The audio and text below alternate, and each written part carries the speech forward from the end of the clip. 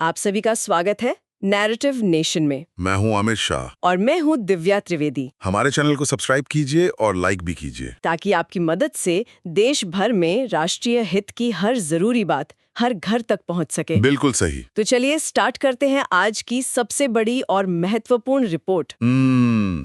देखो, इस चर्चा की शुरुआत हम एक बहुत ही अजीब स्थिति से करते हैं। कैसी स्थिति? तसव्वुर करो कि एक शख्स पूरे शहर के लिए सबसे बेहतरीन और शानदार दावत बनाता है। अच्छा। लोग उसकी बनाई हुई दावत खाते हैं, शहरों में जश्न मनाते हैं। अच्छा। लेकिन जब रात होती है ना, और वो शख्स अपने घर लौटता है, तो उसका अपना ही परिवार भूखा सोता है।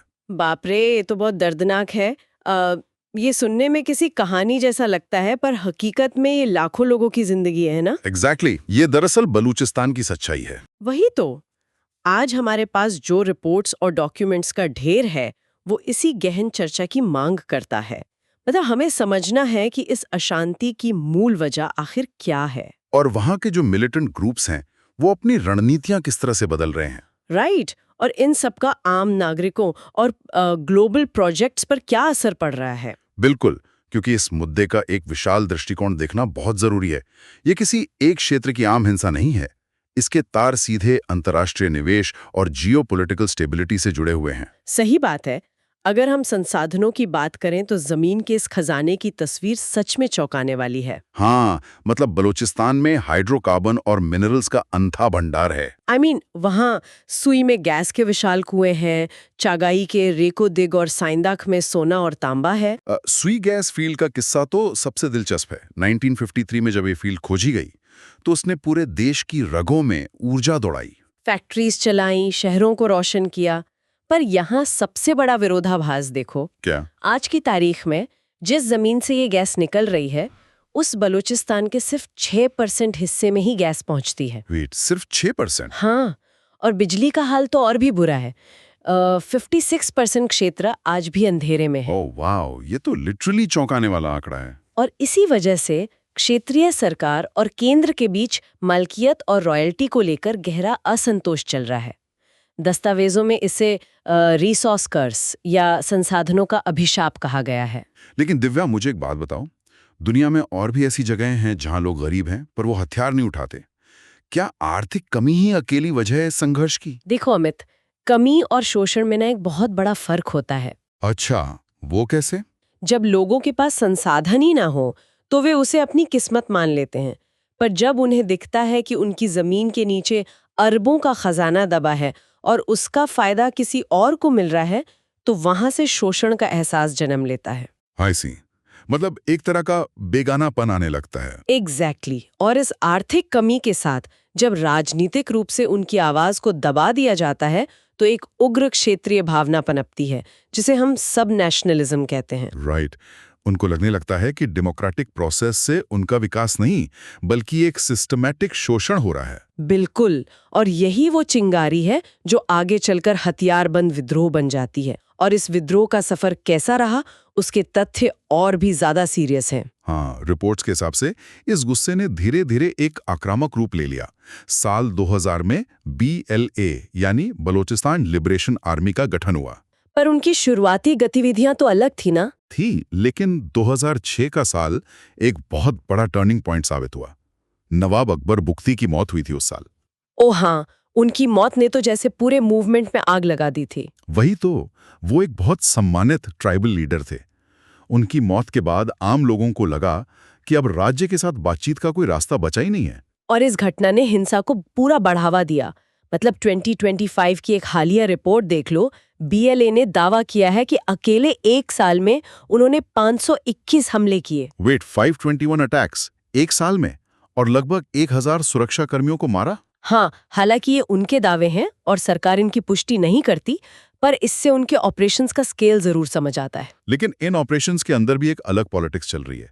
रिपोर्ट्स बताती हैं कि 2017 में BLA के अंदर एक बड़ा विभाजन हुआ था। अच्छा, वही असलम बलोच और बशीर जायब वाला किस्सा? सही पकड़ा।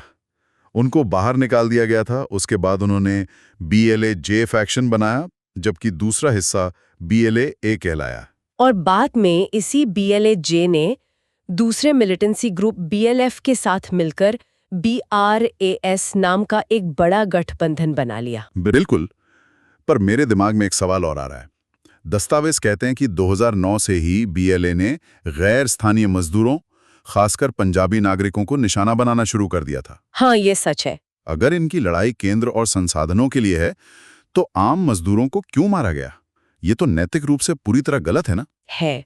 और यही किसी भी विद्रोह का सबसे अंधेरा हिस्सा होता है। जब हिंसा क्षेत्रीय गुस्से से जुड़ी हो, तो सबसे बड़ा डर डेमोग्राफिक शिफ्ट का होता है। मतलब जनसंख्या का संतुलन बिगड़ने का डर? राइट।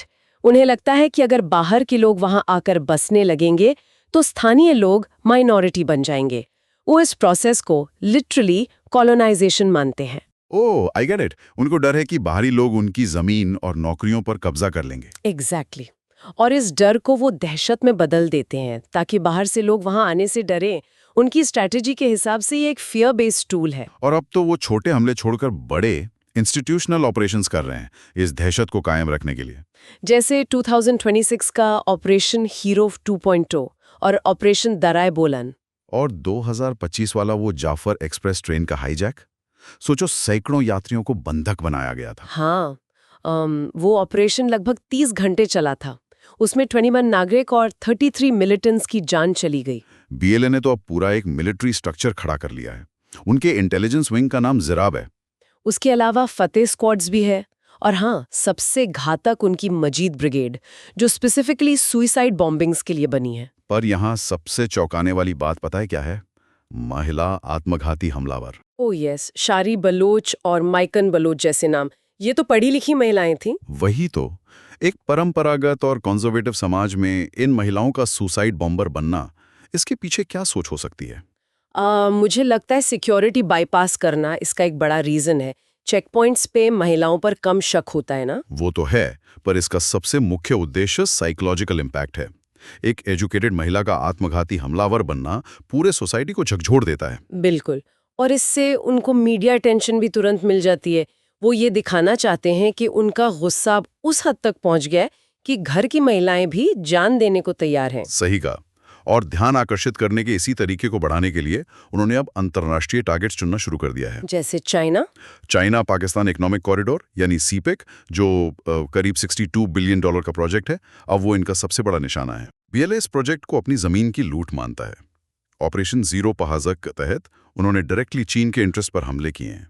गवादर पोर्ट देख लो या कराची में चाइनीज कॉन्सुलेट पर हमला, यहाँ तक कि कन्फ्यूशियस इंस्टीट्यूट जैसे एकेडमिक हिस्सों में भी हमले हुए। और अब रिपोर्ट्स में ये भी अफवाहें हैं कि चीन अपने सीपेक प्रोजेक्ट्स की सुरक्षा के लिए प्राइवेट सिक्योरिटी फर्म्स को वहां तैनात कर सकता है। बाप रे! अगर ऐसा हुआ तो जिस प्रोजेक्ट को विकास माना जा रहा था, वही एक्चुअली हिंसा की आग में सबसे ज्यादा घी डालने का काम करेगा। बिल्कुल। किसी भी देश में विदेशी आर्म्ड प्राइवेट सिक्योरिटी का तैनात होना उनकी सॉवरेंटी पर बड़ा सवाल खड़ा करता है। ये गुस्सा स्थिति को एक इंटरनेशनल कॉन्फ्लिक्ट में बदल सकता है। और इस स्टेट की ताकत का सामना करने के लिए बीएलए ने ऐसी रणनीति अपनाई है जो आम समझ के बाहर है। उन्होंने एक नया गठबंधन बनाया है। अच्छा, किसके साथ? टीटीपी के साथ, तहरीक-ए-तालिबान पाकिस्तान। वेट, टीटीपी तो एक धार्मिक कट्टरपंथी ग्रुप है ना, जबकि बीएलए एक कंप्लीटली सेक्युलर ग्रुप है जिसका धर्म से कोई लेना देना नहीं। एग्जैक्टली। आइडियोलॉजी के हिसाब से ये दोनों बिल्कुल विपरीत ध्रुव हैं।